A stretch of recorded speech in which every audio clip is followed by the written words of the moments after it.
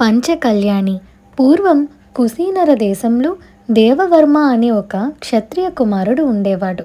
అతను విలువిద్యలోనూ కత్తి యుద్ధంలోనూ అసమాన కౌశలం గలవాడు. అయితే చాలా పేదవాడు. అతనికి అరణ్య మధ్యంలో ఒక చిన్న కోట ఉండేది.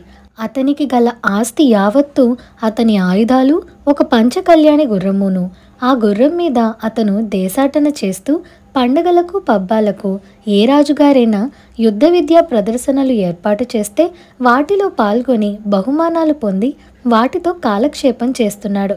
దారిద్ర్య బాధ జాస్తి అయినప్పుడు దేవవర్మ తన ఆయుధాలనైనా అమ్మాడు గాని పంచకళ్యాణిని మాత్రం అతను ఎంత ధరకు కూడా అమ్మలేదు. అలాంటి పంచకళ్యాణి గుర్రం కుశీనర దేశమంతా వెతికినా మరొకటి లేదు. దానిని దేవవర్మ తన ప్రాణం కంటే కూడా ఎక్కువగా చూసుకునేవాడు.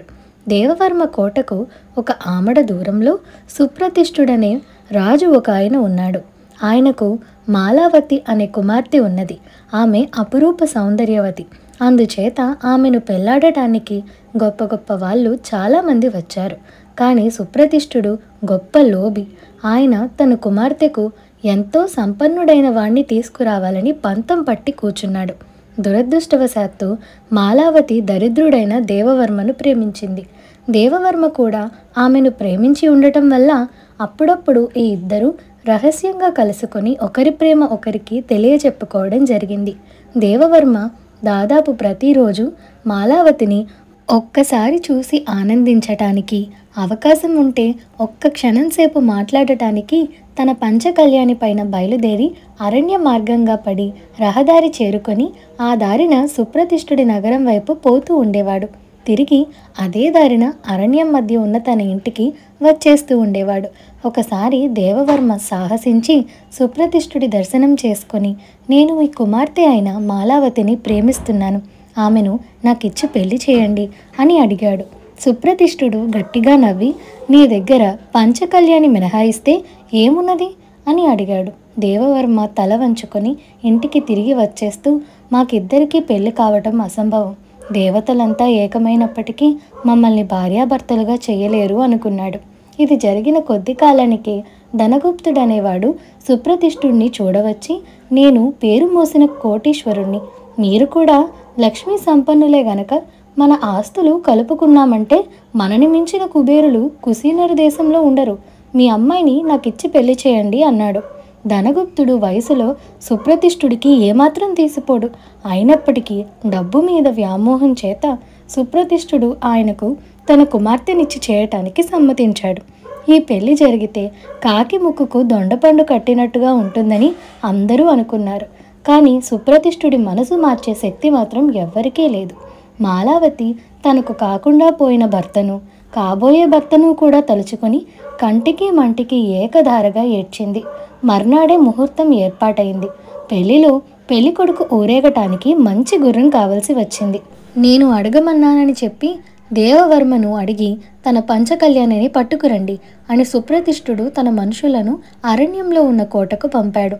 వాళ్ళు వచ్చి గుర్రం అడిగినప్పుడే దేవవర్మకు మాలావతి పెళ్లి వార్త తెలిసింది. అతను మారు మాట్లాడకుండా తన గుర్రాన్ని సుప్రతిష్ఠుడి నౌకర్లకు ఇచ్చేసి విచారసాగరంలో మునిగిపోయాడు. ఆ రాత్రి పండు వెన్నెల కాస్తున్నది. ధనగుప్తుడు మాలావతిని తన వెంట వెన్నెల షికారుకు రమ్మని ఆహ్వానించాడు. సుప్రతిష్ఠుడు తన మంత్రిని రాజకుమార్తెకు అంగరక్షగా వెంట వెళ్ళమన్నాడు. ఈ కొత్త పెళ్లి కొడుకు వెంట విహారానికి వెళ్ళటం ఇష్టం లేకపోయినా చేసేది లేక మాలావతి బయలుదేరింది. బయటకు రాగానే ఆమెకు దేవవర్మ పంచకళ్యాణి కనపడేసరికి ఆశ్చర్యం కలిగింది. ఆమె దానిని సమీపించి, ఇదెక్కడి నుంచి వచ్చింది అని మంత్రిని అడిగి సంగతి తెలుసుకున్నది. ఈ లోపుగా ధనగుప్తుడు ఒక గుర్రాన్ని, మంత్రి మరొక గుర్రాన్ని ఎక్కారు. మాలావతి మాట్లాడకుండా పంచకళ్యాణి పైన ఎక్కింది. ముగ్గురు రహదారిన బయలుదేరారు. వారు కొంత దూరం వెళ్ళాక ధనగుప్తుడు తన ప్రావీణ్యం చూపటానికి గుర్రాన్ని అతివేగంగా పరిగెత్తించాడు. మాలావతి మనస్సు ఎక్కడో ఉన్నది. మంత్రిగారు రోజల్లా పెళ్లి పనుల్లో అలసిపోయి ఉండటం చేత గుర్రం మీద అటూ ఇటూ తూలుతున్నాడు. పంచకళ్యాణి దాని అలవాటు చొప్పున రహదారి నుంచి తొలగి అరణ్య మార్గం పట్టి తాపీగా దేవవర్మ కోటను చేరుకున్నది. ఏదో ఆలోచనలో ఉన్న మాలావతి తల ఎత్తి చూసేసరికి ఎదురుగా అపరిచితమైన కోట కనిపించింది. రహదారి లేదు. గుర్రాల మీద తన వెంట వచ్చిన వారు అయిపులేరు. దేవవర్మ ద్వారరక్షకులు మాలావతిని సమీపించి, అమ్మా, మీరెవరు? ఈ రాత్రి వేళ ఏం పని మీద వచ్చారు అని అడిగారు. వారు తమ యజమాని గుర్రాన్ని గుర్తించి మరింత ఆశ్చర్యపోయారు. పంచకళ్యాణి నెక్కి ఎవరో కులీనురాలు వచ్చిందని విని దేవవర్మ అయోమయంలో పడి చూడవచ్చి మాలావతిని చూసి నిర్ఘాంతపోయాడు. మాలావతికి మాత్రం తన విచారమంతా పోయినట్టయింది. నన్ను ఎక్కడికి చేర్చాలో పంచకళ్యాణి నిర్ణయం చేసింది. నేనిక ఇక్కడే ఉండిపోతాను అన్నదామె. దేవవర్మ వెంటనే పురోహితుణ్ణి పిలిపించి ఆమెను వివాహం ఆడేశాడు.